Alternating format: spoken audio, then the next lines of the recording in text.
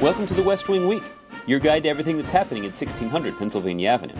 This week, the President attended the G20 and APEC meetings in Asia, awarded the Medal of Honor to Staff Sergeant Salvatore Giunta, and underscored his commitment to equal pay for equal work.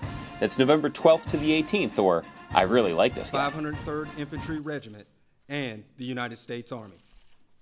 On Friday, November 12th, the President was in the capital of the Republic of Korea, Seoul, to attend the G20.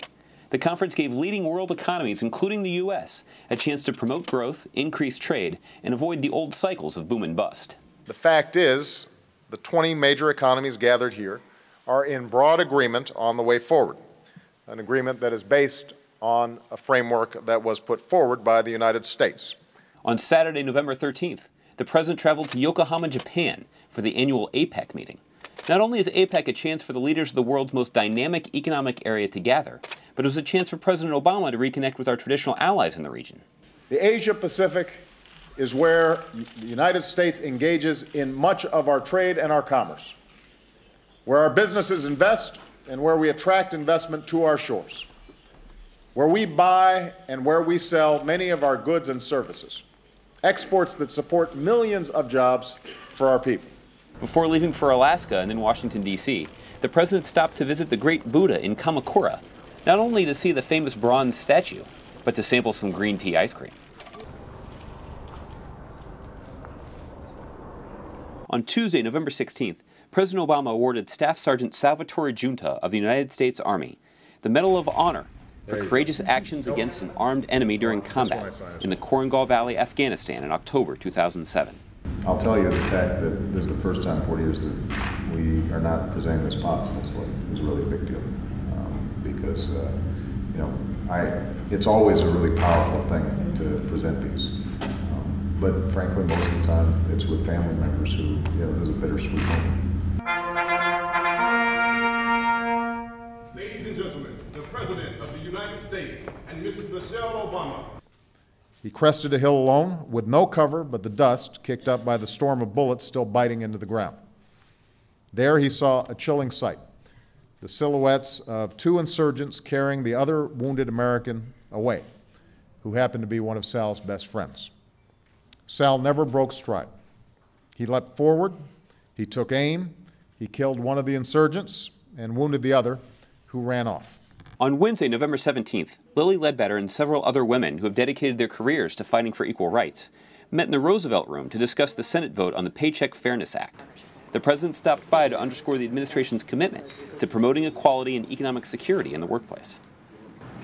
It may not gain bipartisan support right now in Congress, but if you poll Republican women, I guarantee you, they feel very strongly about this. And if you poll Republicans with daughters, they don't want their daughters being paid less than somebody else. Later that afternoon, President Obama awarded the National Medal of Science and the National Medal of Technology and Innovation in the East Room of the White House. The medals are the highest honors bestowed by the United States government on scientists, engineers, and inventors, including Stephen J. Sasson, the inventor of the digital camera.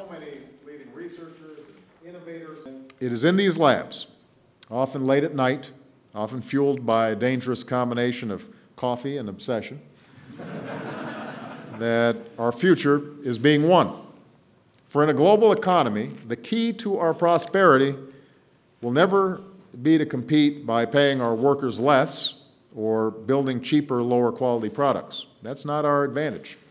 The key to our success, as it has always been, will be to compete by developing new products, by generating new industries, by maintaining our role as the world's engine of scientific discovery and technological innovation. On Thursday, November 18th, President Obama urged the Senate to strengthen our national security by approving the new START treaty with Russia. If we ratify this treaty, we're going to have a verification regime in place to track Russia's strategic nuclear weapons, including U.S. inspectors on the ground. If we don't, then we don't have a verification regime. No inspectors, no insights into Russia's strategic arsenal, no framework for cooperation between the world's two nuclear superpowers. As Ronald Reagan said, we have to trust, but we also have to verify. In order for us to verify, we've got to have a treaty. Later that afternoon, the president went to the White House briefing room to highlight the tangible benefits in terms of jobs and profits as a result of the president's decision to help the American auto industry engineer an historic turnaround.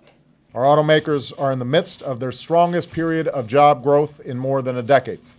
Since GM and Chrysler emerged from bankruptcy, the industry has created more than 75,000 new jobs. For the first time in 6 years, Ford, GM, and Chrysler are all operating at a profit. To find out more information on any of these topics or to see complete videos of these events, go to whitehouse.gov. And thanks again for checking out your West Wing Week. I'm going to go off script here for a second and just say, I really like this guy.